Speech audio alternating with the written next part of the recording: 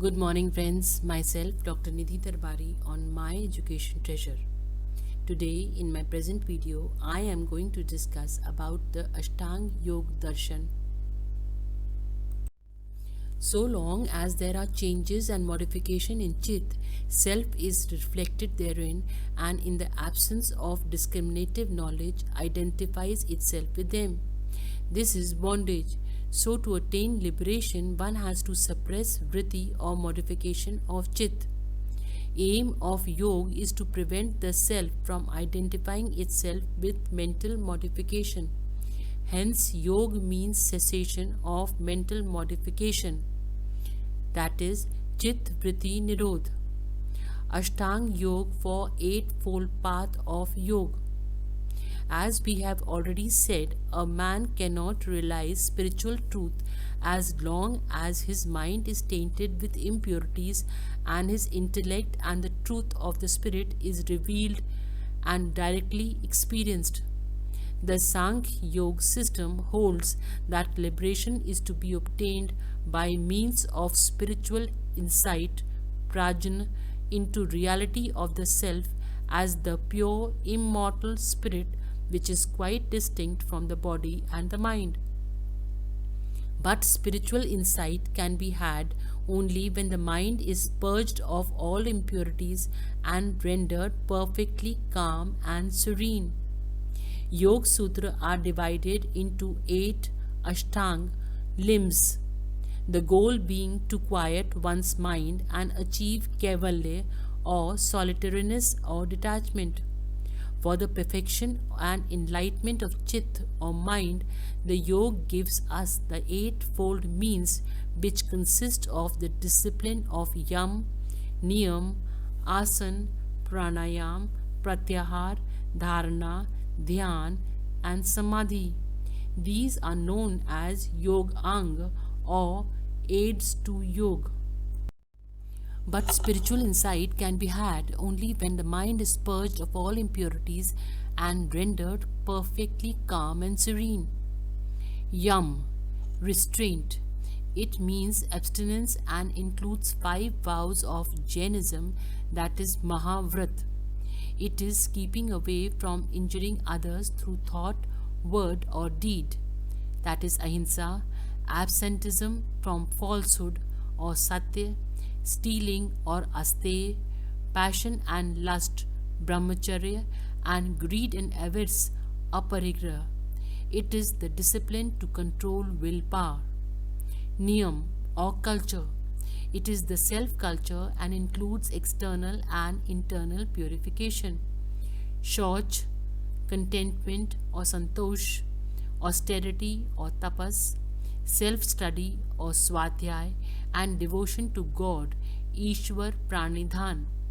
It is the moral culture and aims at cultivation of good habits. Individual disciplines regulate one's own behavior. It leads to satisfaction. Asan or postures. Asan is discipline of body and consists in the adoption of steady and comfortable postures. There are various kinds of asan such as Padmasan, Virasan and Bhadrasan etc. which provide physical help to meditation. These can be properly learnt only under the guidance of experts.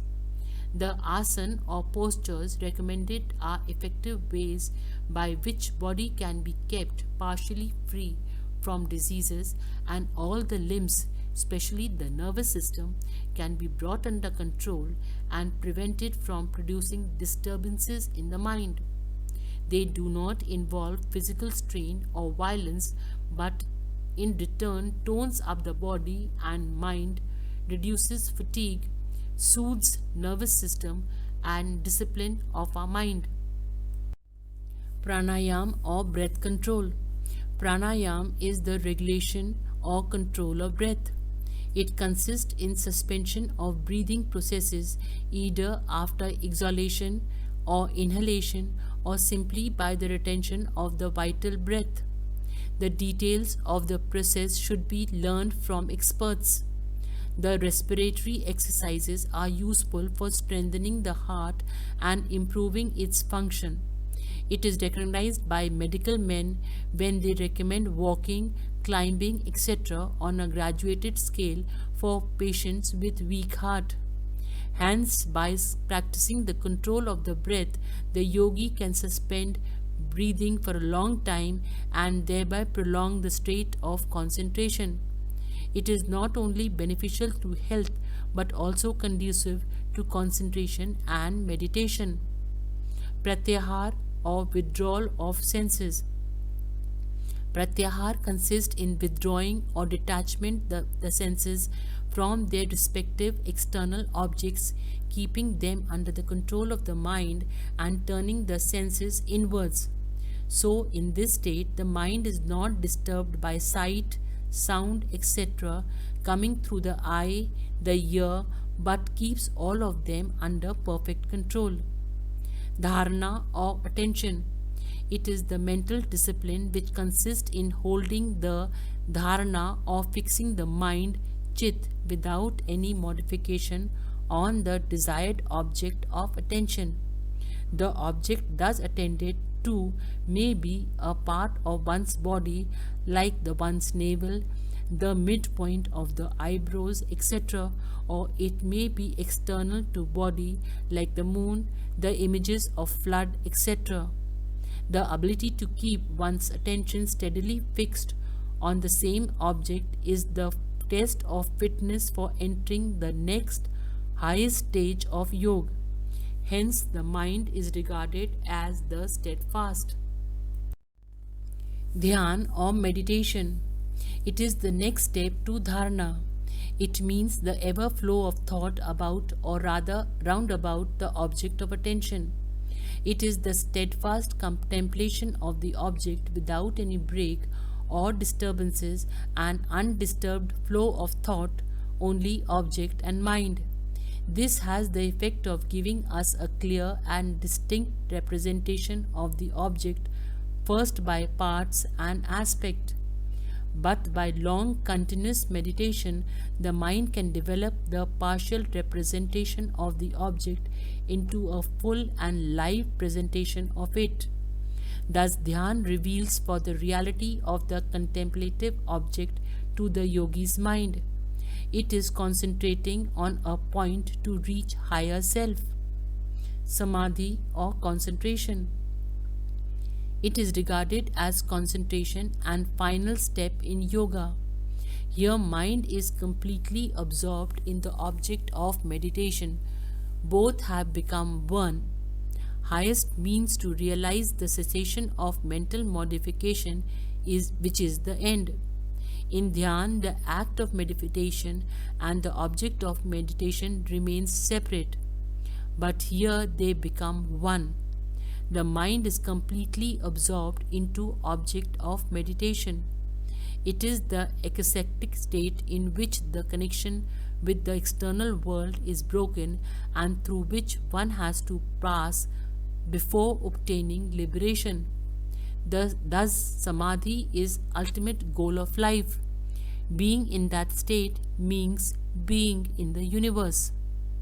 The 5 disciplines of restraints and culture, yam and niyam, bodily posture, asan, breath control, pranayam, and control over the senses, pratyahar, are regarded as external aids to yoga, bahirang sadhana. As compared with these, the last 3 disciplines are said to be internal to yoga, antarang sadhana, because they are directly related to some kind of samadhi or yoga. These are dharana, dhyan, and samadhi. Ignorance is the root cause of suffering, and when it is removed by discriminated knowledge, liberation is attained. Yoga main function, 8-fold path of discipline, is to control the body, the senses, and the mind. That is to control chitta vritti. It recommends only perfection. Yoga also overcomes sensual attachment and passion. When practiced regularly with devotion and dispassion, they lead to the attainment of yoga, both samprajanata and asamprajanata.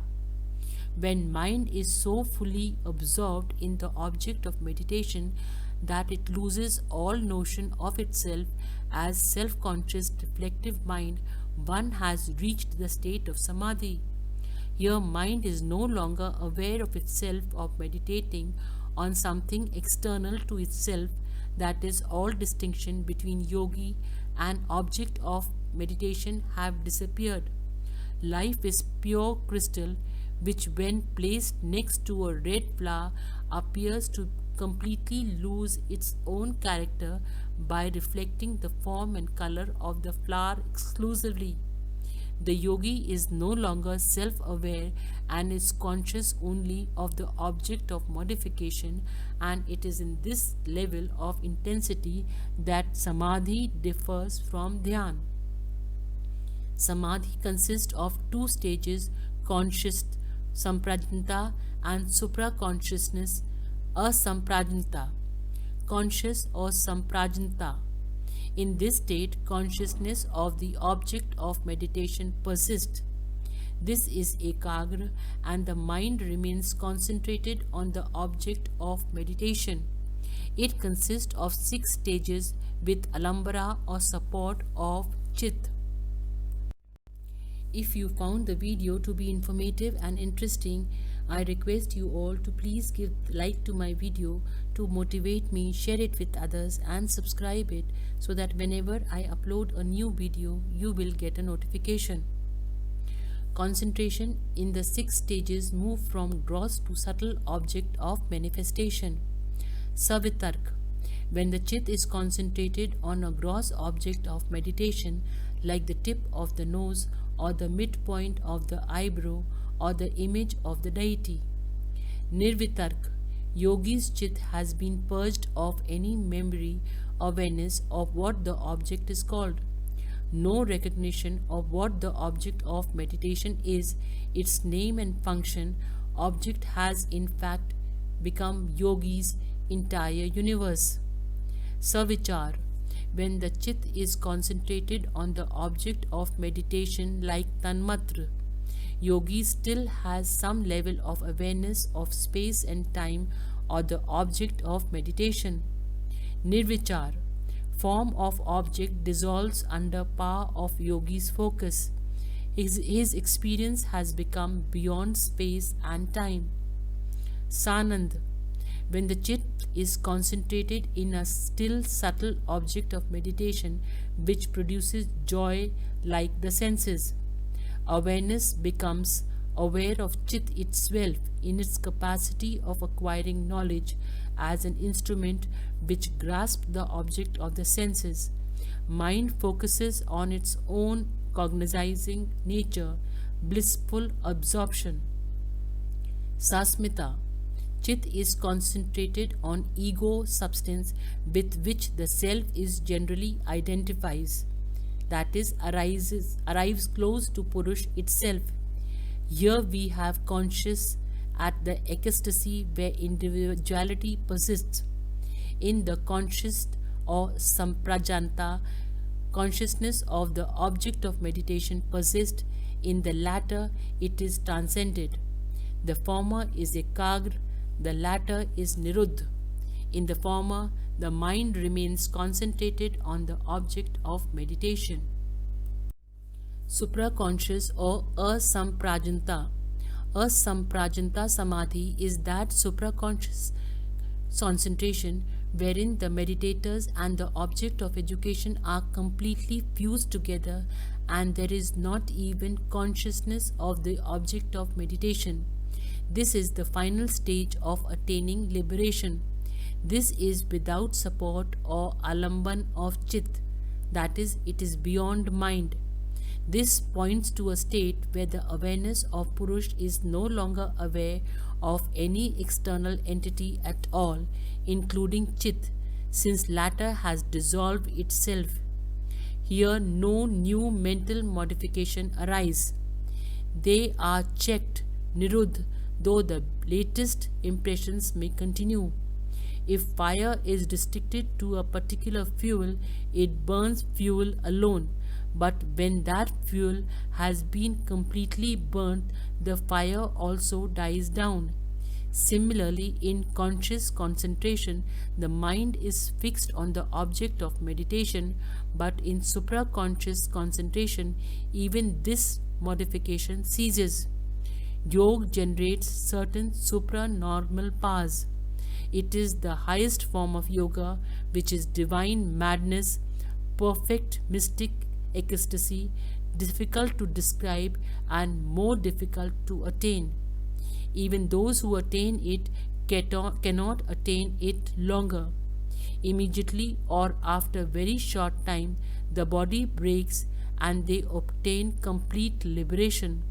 This is how Purush gets free from Prakriti and finally attains Kaivalya, the absolute independence and eternal life.